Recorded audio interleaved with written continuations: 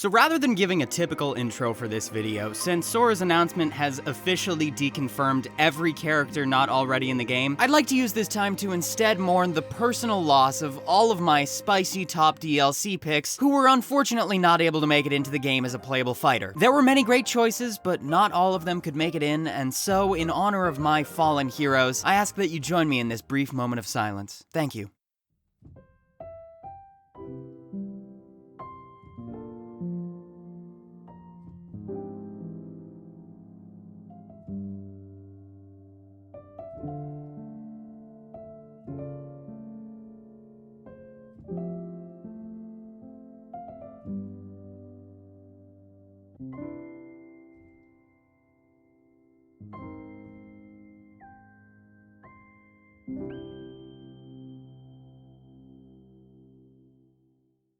So in a turn of events that surprised both literally nobody and yet somehow also literally everybody, Sora is the final DLC character for Smash Bros. Ultimate. And as somebody who has made like 80 other videos on how to be the most grimy little butthole possible in this game, I feel like I have ample qualifications to back up the statement that this character very well may have just about every toxic, scummy, and easily abusable trait that players hate to play against. Which is, and I cannot stress this enough, fantastic news. So first off, Sora has an incredibly spammable projectile-based special attack, and in fact, this one in particular is actually pretty special, because this singular move has not one cheesy projectile, but three. Well, maybe like 2.5, kinda hard to say with the third one, because it doesn't really break off from the keyboard. Anyway, so this move is called Magic, and basically after every time you use one projectile, it automatically cycles to the next. The first of these is his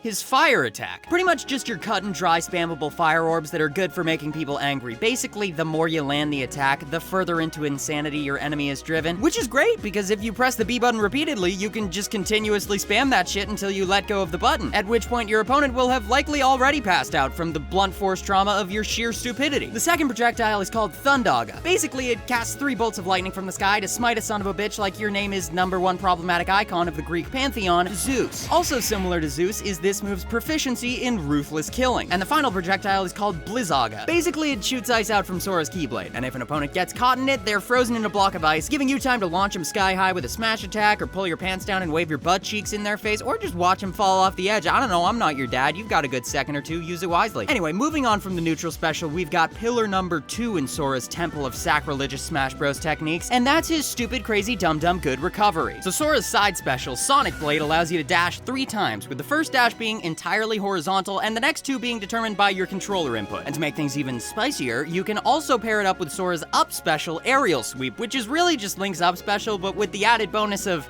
well, actually, no, it's pretty much just Link's up special. But if you input your side special directly after using the move, you can pair the 2 moves up and not only double up on recovery options, but also offensive options, as both have decent kill potential, and the side special also has the capability to lock on opponents if the attack hits an opponent and you hold the B button without inputting a direction. So with these 2 moves combined, Sora can cover some pretty insane distance in the air, not to mention that he is just super floaty and his second jump is ridiculously high. And all of this is made even more deadly when combined with Sora's third monolith of infallible annoyance, his combo game. So remember how in Smash 4 they added Bayonetta, and then she had all those nutty aerial combos that just made her an absolute killing machine, and she just completely eviscerated the competitive scene from inside out pretty much overnight? Well, now that Sora's in the game, it seems that already, right off the bat, this character is, well, honestly, he's not nearly as bad as Smash 4 Bayonetta, but still his combo game is pretty good. For starters, his tilts and grabs are all either good for setting up combos or good for getting an adversary off the stage. In particular, down tilt and down throw have some really good setup potential, up tilt and up throw are textbook lead-ups to string together some up aerials, and back throw and forward tilt, on top of being good for tossing jabronis off the ledge, also have some decent kill potential. And if you think that's good, then just you wait, because we're only just getting started. So all things considered, functionally, Sora is just your everyday stock standard Smash Bros. Character, which, compared to the other DLC fighters like Terry or Kazuya, who have approximately 7,000 new button inputs you have to learn, or Hero, whose down special is just an entire fucking choose-your-own-adventure book, or Steve, who literally forced the programmers to change every single map in the game to accommodate for his building mechanic, is a pretty refreshing change of pace. That said, much like just about every character, Sora does have a couple quirks to him that make him indisputably unique, and one such quirk comes in the way of his neutral aerial and his forward aerial, which, unlike any other character can each be inputted 3 times to produce a short aerial combo. Well, actually, I guess that's not entirely unique because Bayonetta can also do that, but then again, that also just means my flimsy Bayonetta analogy from earlier wasn't so flimsy after all, so, you know, suck my nuts, naysayers.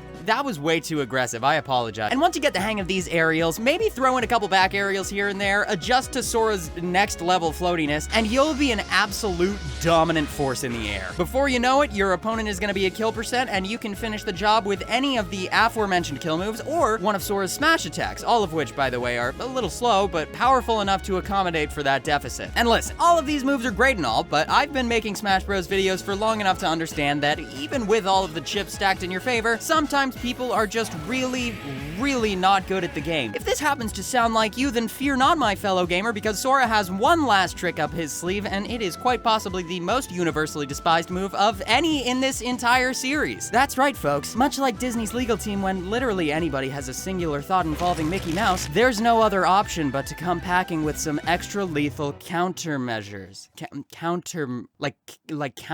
Sora's got a counter. It's like a pawn. So yeah, lest ye forget, Sora is a sword fighter, and what would a good sword fighter be without an excruciatingly frustrating counter? That said, it's nothing super special here. If you hit Sora, he takes no damage and retaliates with an attack at 1.4 times power of whatever hit him. It's not super effective on his back, and it also deflects projectiles behind him, but otherwise this is a pretty standard counter, which is great because that means it will undoubtedly be the most rage quit inducing move on the field against like 9 out of 10 characters. And god damn it, if abusing stupid attacks for the sheer sadistic fun of it isn't why we all play this game, then I don't know what is. And so, there you have it. All in all, Sora is a pretty simple character, so hopefully he's easy for you to pick up, but if you have any questions, feel free to hit me up in the comments, and hopefully you enjoyed the video. But until next time, my fellow Mouseketeers, train hard, troll harder, and remember that after all of this, if you still can't clinch a win with our main man, I mean, shit, dude, Disney is always trigger happy with the court litigation, so just email them saying that whoever you were playing against started up an unofficial Disney merch store or something, and just put their ass in federal prison. That'll show them for beating you in a video game. All right, and with that not at all sketchy advice said, thank you guys again for watching, and I'll see you next time.